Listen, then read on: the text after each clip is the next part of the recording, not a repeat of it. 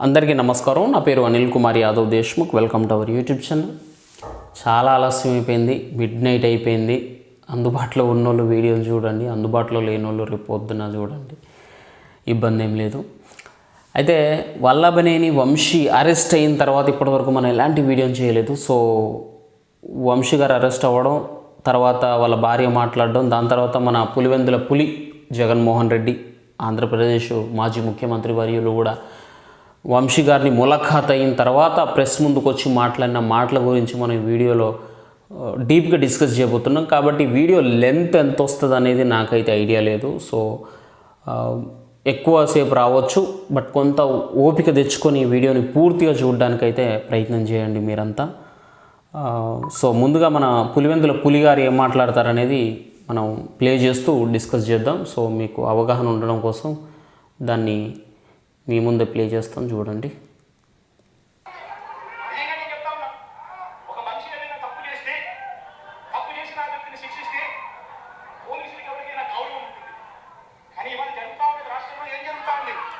నీకు నచ్చని వాడిని దొంగ సాక్ష్యాలు వీళ్ళే క్రియేట్ చేస్తా ఉన్నారు, దొంగ కేసులు వీళ్ళే పెడతా ఉన్నారు.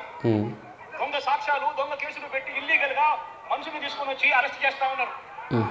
అరెస్టులు చేసి నెలలు జైల్లో పెట్టే కార్యక్రమాన్ని జరుపుతా ఉంది. నిజంగా డెమోక్రసీ అన్నది ఏ స్థాయిలోకి దిగజారిపోయిందో చెప్పడానికి అందుకే వంశీ కేసు ఒక ఉదాహరణ అని చెప్తా ఉన్నా.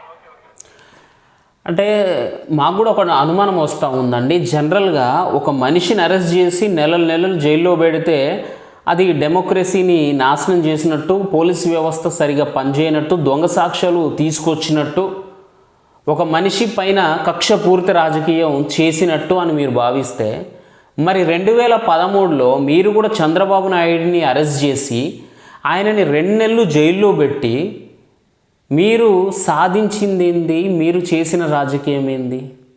అంటే 200 కోట్ల కోసం ఆయన ఏదో కాంట్రాక్ట్ ఇచ్చిండని చెప్పి ఏదో గేమ్స్ గురించో ఏదో సంథింగ్ ఒక 200 కోట్లు, ఆ 200 కోట్ల అవినీతి కేసులో చంద్రబాబు నాయుడిని అరెస్ట్ చేసి 2 నెలలు జైల్లో పెట్టిళ్ళు.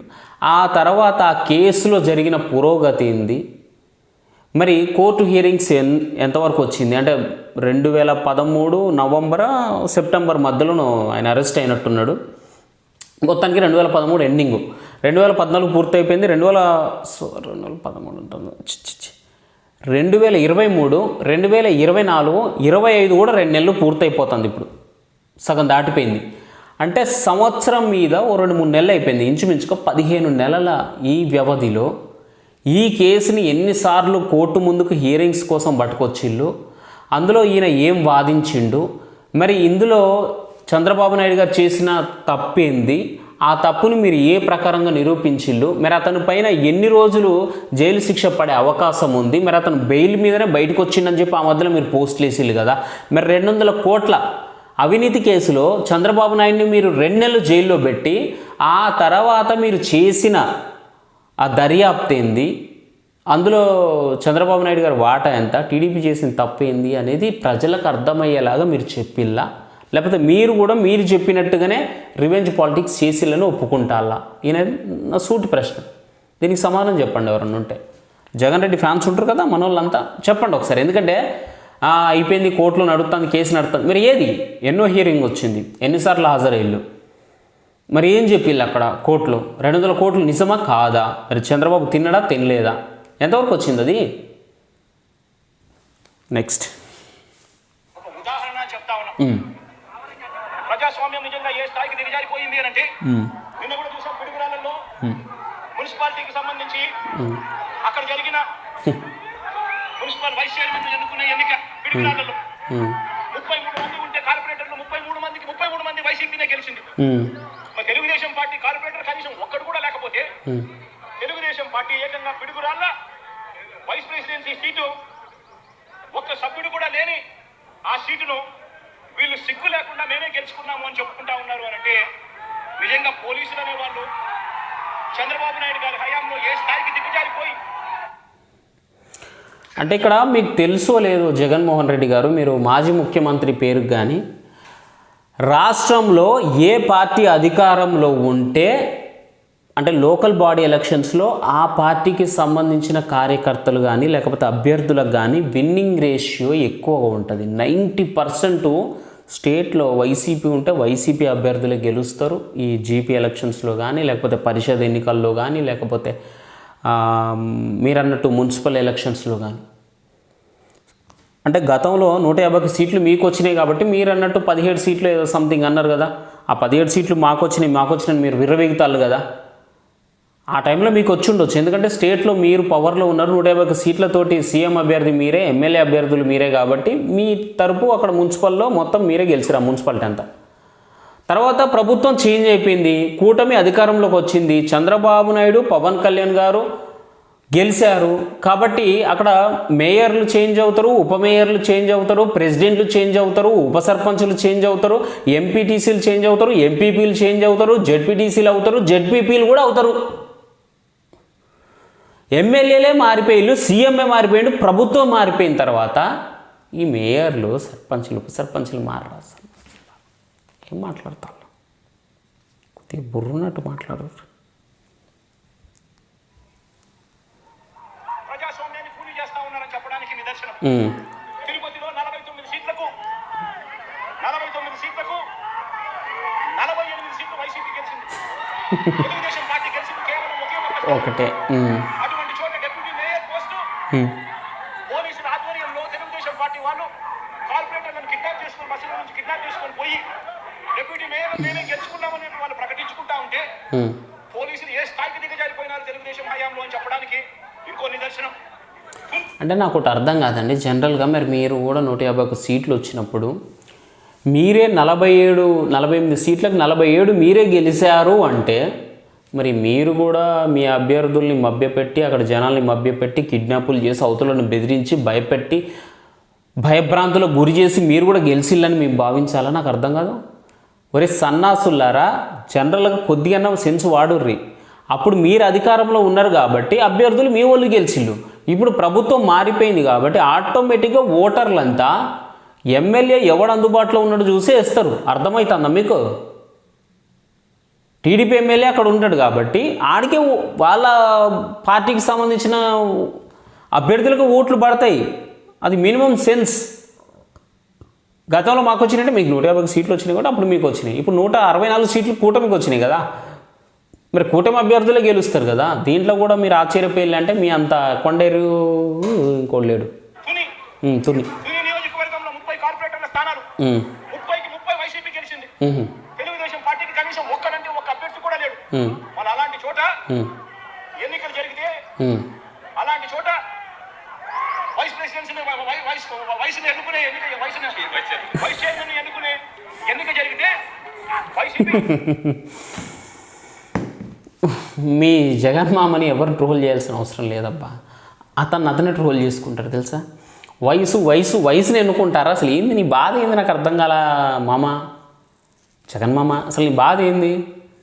జనరల్గా ఒక ప్రతిపక్ష నాయకుడు కానీ లేకపోతే ఒక అపోజిట్ పార్టీకి సంబంధించిన మనిషి కానీ మాట్లాడతాడంటే మనకు భయం వేస్తుంది. అవతల ఉన్న పార్టీ కార్యకర్తలకు భయం వేస్తుంది. అమ్మని అమ్మ వీడు మాట్లాడుతాడు, మనం ఏమని కౌంటర్ వేయాలా, ఏం కథ, ఎట్లరా అని చెప్పి. కానీ జగన్ రెడ్డి మాట్లాడుతా అంటే అవతల రిలాక్స్, ఓకే బాయ్స్ రిలాక్స్, పట్టించుకోకంటారా బాబు, మీరు కూల్గా ఉన్నారా అంటారు.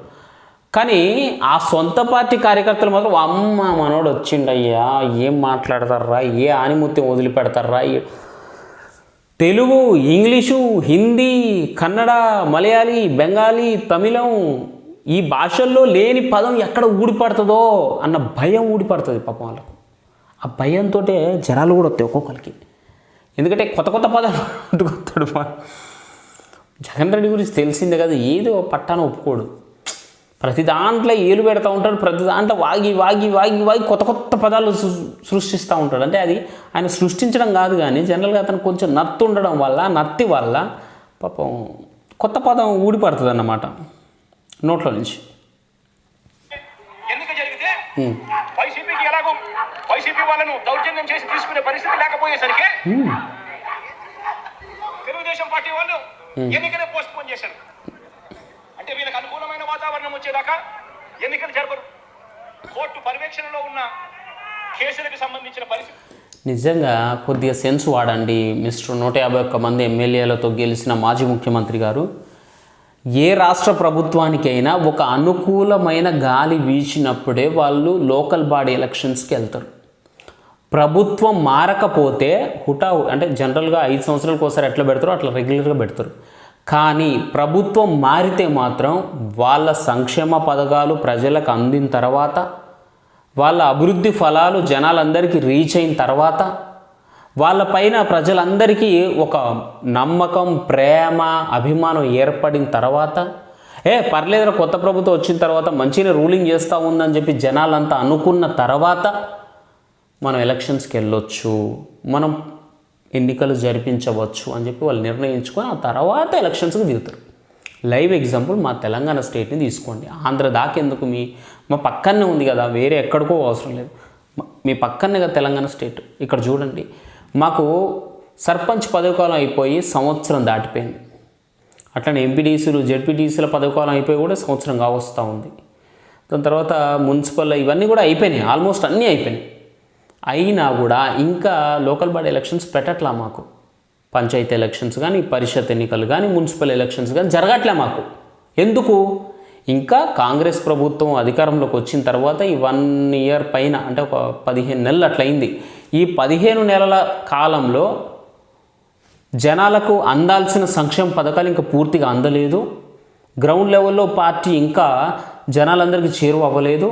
ప్రజలందరికీ ఇంకా పార్టీ పైన ప్రేమ, అభిమానం ఏర్పడలేదు.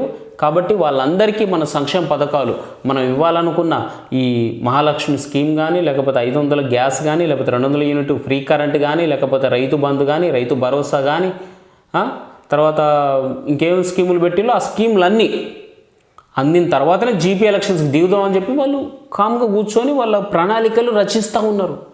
అట్లనే టీడీపీ కూడా అంతే, వాళ్ళకు అనుకూలంగా గాలి వచ్చినప్పుడే చేస్తారు.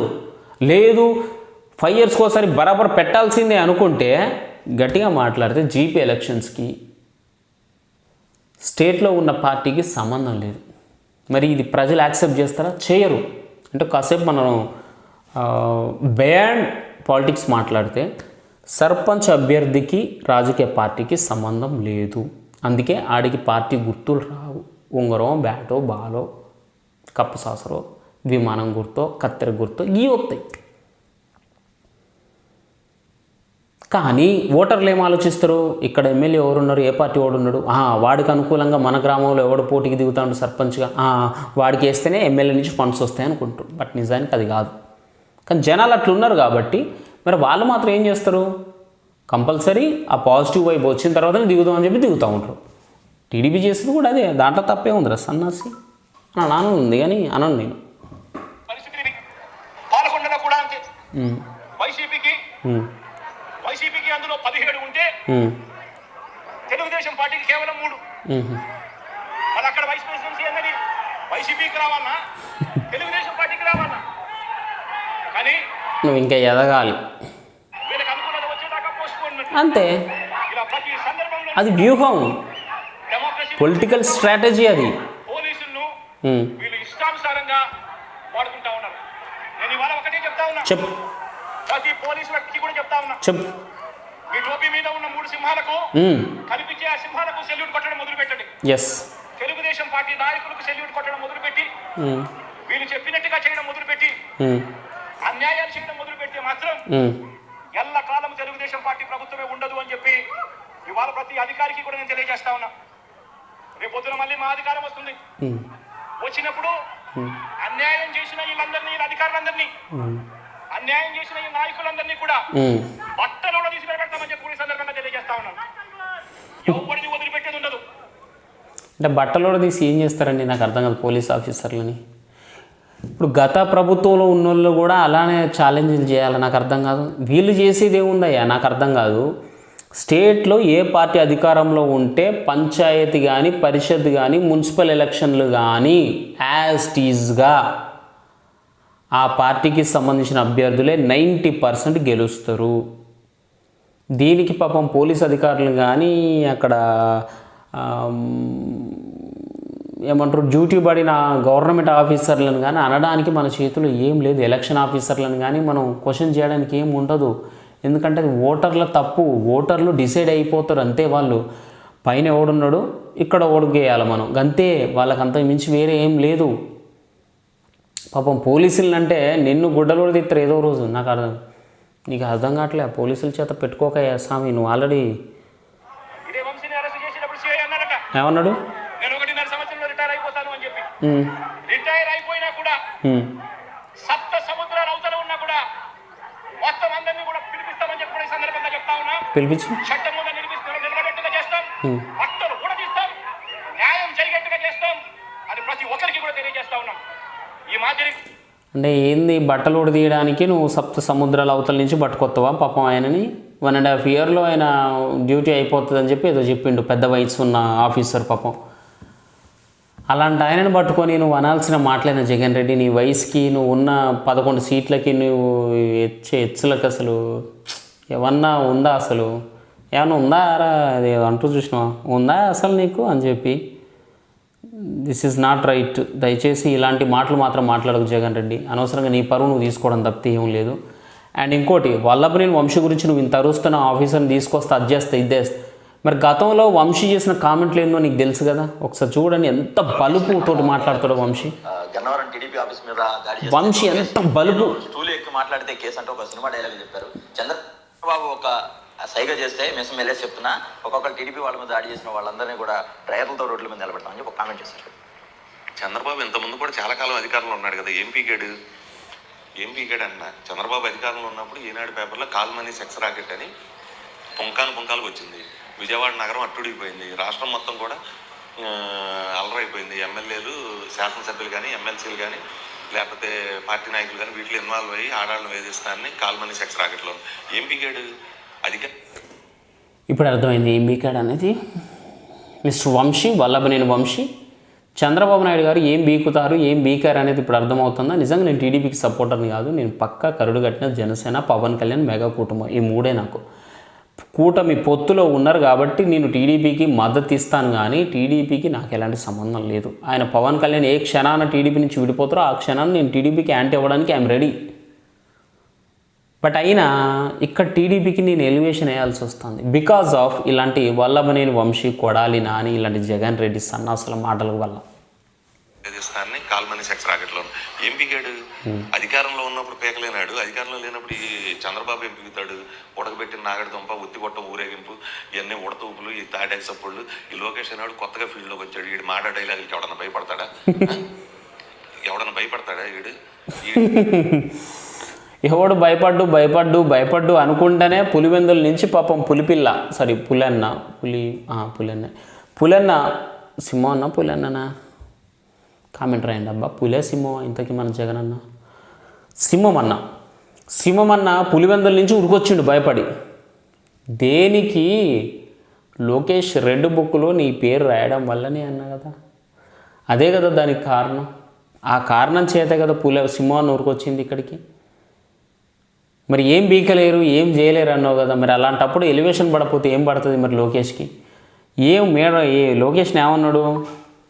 మ్యాటర్ లేదు ఇలాంటి వాడికి ఎవడు భయపడతాడు? నిజంగా Vallabhaneni Vamsi, to be honest మాట్లాడుతాను, నేను టీడీపీకి ఎలాంటి ప్రేమ అభిమానం నాకు వాళ్ళ మీద లేదు. కానీ అయినా చెప్తాను, నీకు కడుపు నిండా అన్నం పెట్టిన భువనేశ్వరమ్మని నువ్వు నోటి నిండా బూతులు తిట్టినవురా వంశీ.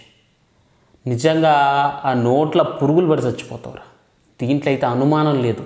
ఈరోజు నిన్ను జైల్లో పెట్టింది అది తాత్కాలికమైన శిక్షే, కానీ ఇదే నీకు పర్మనెంట్ శిక్ష అయితే కాదురా. ఎందుకంటే రాజకీయం అనేది ఇవాళ ఉంటుంది, రేపు పోతుంది. పార్టీలు కూడా ఈరోజు ఉంటుంది, రేపు పోతుంది. ఈరోజు ఆ పార్టీలో ఉన్నాడు, ఇంకో పార్టీలోకి పోతాడు, ఇంకో పార్టీ మారుతూనే ఉంటాయి. అందుకు మా తెలంగాణలో కూడా కాంగ్రెస్ అధికారంలోకి వస్తాను ఎక్స్పెక్ట్ చేసినా వచ్చింది. బీజేపీ మా తెలంగాణలో ఊపులోకి వస్తా అనుకున్నారా, వచ్చింది. అట్లనే ఆంధ్రలో కూడా వైసీపీ 150 సీట్లు వచ్చింది, తర్వాత టీడీపీ 164 వచ్చింది. రేపు పొద్దుగాల బీజేపీ అధికారంలోకి రావచ్చు, లేకపోతే కాంగ్రెస్ రావచ్చు, ఇంకే పార్టీలోకైనా నువ్వు పోవచ్చు, కాదను. కానీ మనం మాట్లాడే భాష ఉంటుంది చూసినావా, దాని మీద మనకు కొంత నియంత్రణ అనేది ఉండాలి. అది లేకపోతే మాత్రం నిజంగా మన జన్మకి ఒక అర్థం ఏముండదు అసలు. నిన్ను ప్రేమతోటి ఒక తమ్ముడిలాగా చూసుకున్నది నాకు తెలిసి అయితే భువనేశ్వరమ్మ. తన ఇంట్లో కూడా నేను డైరెక్ట్గా వెళ్ళేంత స్వేచ్ఛ ఉంది నాకని చెప్పినావు. మరి అలాంటి తల్లిని నువ్వు ఏ విధంగా అవమానించిన అసెంబ్లీ సాక్షిగా? ఏదో మీడియా ముందు సోషల్ మీడియాలో మాలాగా వాగినావు అంటే కాదు కదా. అసెంబ్లీ సాక్షిగా నువ్వు మాట్లాడిన మాటలేందిరా? నారా లోకేష్ ఎవరికి పుట్టిండు? చంద్రబాబు నాయుడు పోలికలు రాలేదే, ఎలిమినేట్ మాధవరెడ్డి ఎవరు అన్నావు నువ్వు, అతని పోలికలు ఎట్లొచ్చినాయి అని చెప్పంటే సాక్షాత్తు భువనేశ్వరమ్మ శీలాన్ని నువ్వు అవమానించినట్టు కాదా అసలు? అక్కడ నాకు అర్థం కాదు. అందులో వాస్తవం ఎంత అవాస్తవం ఎంత దేవుడికి ఎరుగు, దేవుడికి తెలుసు, అది అందరికీ తెలుసు. కానీ నువ్వు మాట్లాడిన మాటలు అసెంబ్లీ సాక్షిగా ఎంతమంది జనాలు, ఎంతమంది మనసులు గాయపడి ఉంటాయి. తప్పా కాదా? మరి భగవంతుడు నీకు ఈరోజు ఈ శిక్షను వేయడంలో ఏమన్నా తప్పు ఉందా? ఇది తాత్కాలికమే, పర్మనెంట్ వేరే ఉంది మళ్ళీ. ఎందుకంటే ఏదో భువనేశ్వరమ్మ నిన్ను తిట్టింది, కొట్టింది, నిన్ను ఏదో చేసింది అన్నట్టు కూడా కాదు. నీ పొలిటికల్ ఫ్యూచర్ బాగుండాలని, నువ్వు పొలిటికల్గా సర్వైవ్ అవ్వాలని చెప్పి నువ్వు పార్టీ నుంచి షిఫ్ట్ అయిన తిరిగి ఉండు. కానీ పుట్టుకల గురించి, ఆడాల శీలాల గురించి, వాళ్ళ ఆత్మగౌరవాల గురించి నువ్వు మాట్లాడేటప్పుడు నీ నాలుక అదుపులో లేకపోతే ఎట్లా అసలు ఎట్లా? అది కరెక్ట్? ఎంతవరకు కరెక్ట్? అది నీ తల్లి సమానురాలు కాదా భువనేశ్వరమ్మ? అవి నోటికి వచ్చినట్టు ఆగినావు కదా నువ్వు. చాలా తప్పు చేస్తున్నావు, చాలా తప్పు. ఈ బాబుకే భయపడినాళ్ళు మళ్ళీ ఈడికి భయపడతారా? ఈడు ఒకరికే ఉందా మీసం? ఎవడికి లేదు మీసం. పొడవు గడ్డం ఉంటుంది. మీసాలు ఉంటే ఉన్ని మీసాలతోటి నిజంగా నీ మాటలు, భగవంతుడు అనేటోడు కంపల్సరీ నీకు ఇంతకు నీ మీద నిజంగా నువ్వు చంద్రబాబు నాయుడు గారు 2 నెలలు జైల్లోకి పోతే అందరికీ సింపతి, అంటే ఆయన మీద కొంత దయ, కొంత కరుణ, కొంత ప్రేమ కలిగింది జనాలకి. అయ్యో అంత పెద్ద మనిషిని అరెస్ట్ చేశారు అనవసరంగా అని చెప్పి సింపతి కలిగింది. దాని ద్వారా ఓట్లు ఎక్కువ వచ్చినాయి. కానీ ఈరోజు వల్లభనేని వంశీ అనేటోడు అరెస్ట్ అయితే ఏ ఒక్కరికి సింపతి కలగట్లా. అంతకు ఇంకా 10 ఇంతలు వీడు అనుభవించాలి అని చెప్పి కోరుకుంటా ఉన్నారు జనాలంతా. అంటే అర్థం చేసుకో, నువ్వు ఏ స్థాయికి దిగజారిపోయినావు, నీ బతుకేంది, నీ ఎంత సంపాదించి ఏమి ఉపయోగంరా? ఎంతకాలం తింటావు నువ్వు? ఇంకో 10 ఏళ్ళు, 15, 20 సంవత్సరాలు తింటావు, కానీ చరిత్రహీనుడు అయిపోతావు వంశీ. అన్నం పెట్టిన ఆడబిడ్డని, అమ్మని నువ్వు అవమానించినావంటే నీ పుట్టుక సరైంది కాకపోవచ్చు బహుశా. అంటే ఒక విషపు మానవుడు నువ్వు, విషపు జన్మ నీది అసలు. పొడవు గడ్డం ఉంటుంది, మేక పొడవు గడ్డం ఉంటుంది, ఈడు గోడకే ఉందండి మీసం. కానీ టీడీపీ అధ్యక్షులు అచ్చెన్నాయుడు కూడా కామెంట్ చేశారు, రేపిస్టుల్ని మద్దతు చేసే వాళ్ళని చేసి పోలీసులు అంతా నా వెనక పడుతున్నారంటే ఆయన ఒక ట్వీట్ చేశారు. అంటే అచ్చెన్నాయుడు గారు, ఎర్రనాయుడు గారు చాలా గొప్ప లీడర్, చాలా ఉదాత్తంగా ఉండేవాడు. ఎప్పుడు కూడా వ్యక్తిగతమైన వాటిలోకి వెళ్ళేవాడు కాదు. పార్టీ ఐడియాలజీ వీటి మీద మాట్లాడేవాడు, కష్టపడేవాడు. అటువంటి ఎర్రనాయుడికి అచ్చెన్నాయుడు తమ్ముడు అవడం మా కర్మ. ఇతను ఆంధ్రప్రదేశ్ తెలుగుదేశం అధ్యక్షుడు ఇంకా కర్మ. మీకు ఒక ఎగ్జాంపుల్ చెప్పాలి. అచ్చెన్నాయుడు మీ అధ్యక్షుడు అవడం మీ కర్మ అంటున్నావు, అచ్చెన్నాయుడు టీడీపీలో ఉండడం మీ కర్మ అంటున్నావు. మరి ఈ కర్మ అనేది నీకు ముందుగా తెలియదా? అతను తప్పు చేసిండన్న సంగతి నీకు తెలియదా?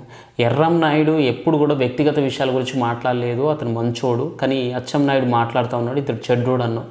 మరి నువ్వు చేసిన కామెంట్స్ ఏంది? వ్యక్తిగత కామెంట్స్ కాదారా సన్నాసి? నువ్వు చేసిన కామెంట్స్ ఏందిరా అసెంబ్లీ సాక్షిగా? బయటకు వచ్చిన తర్వాత కూడా నువ్వు మాట్లాడి ఎలిమినేటర్ మాధవరెడ్డి పోలికలు అంటే ఏంది? అది ఏం కామెంట్ అన్నట్టు? అది వ్యక్తిగతం కాదా? అది రాజకీయ కామెంటా?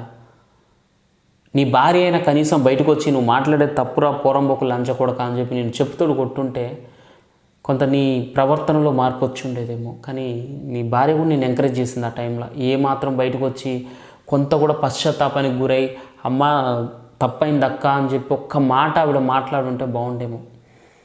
భువనేశ్వరమ్మ మా ఆయన తెలుసో తెలియకో మాట మాట్లాడిండు తల్లి, క్షమించమ్మా అని చెప్పి ఒక మాట ఆవిడ చెప్పడంలో తప్పలేదు. ఎందుకంటే భువనేశ్వరి మిమ్మల్ని తిట్టలే కదా. ఒకవేళ ఆవిడ మిమ్మల్ని తిడితే నువ్వు తిరిగి తిట్టినావు అంటే ఓ అర్థం పడదాం.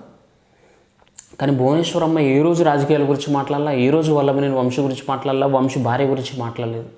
కానీ నువ్వు ఆవిడ శీలం గురించి మాట్లాడినావు కదరా లంచోడక. అలాంటప్పుడు నువ్వు కానీ నీ భార్య కానీ నీ కుటుంబంలో ఉన్న ఏ ఒక్కరైనా బయటకు వచ్చి తప్పైందమ్మ భువనేశ్వరమ్మ అని మీరు చేతులు జోడించి నమస్కరించి అడుగుంటే కొంత బాగుండేది. కానీ ఈరోజు అనుభవిస్తారు, అంతకంతకు అనుభవించి తీరుతారు, నో డౌట్.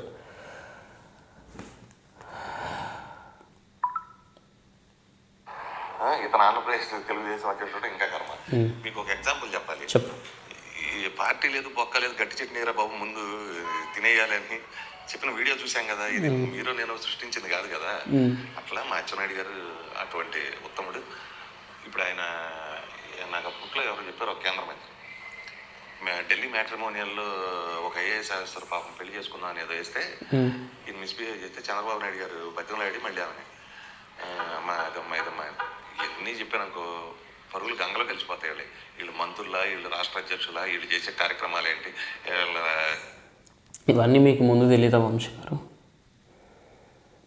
ఇవన్నీ మీకు ముందు తెలీదా? ఆనాడు తెలీదా? మీరు పార్టీలో జాయిన్ అయినప్పుడు కానీ 2019లో మీరు టీడీపీ టికెట్ తీసుకొని పోటీ చేసేటప్పుడు కానీ మరి మన పార్టీ అధ్యక్షుడు మరి ఈ అచ్చెన్నాయుడు పెద్ద లఫుట్గాడు మరి వీడి మీద ఇన్ని ఉన్నాయి కామెంట్లు అని చెప్పి ఆ రోజు తెలీదా? అంటే ఆ రోజు నువ్వే అన్నావు టీడీపీలోనే ఉంటాను నేను అన్నావు.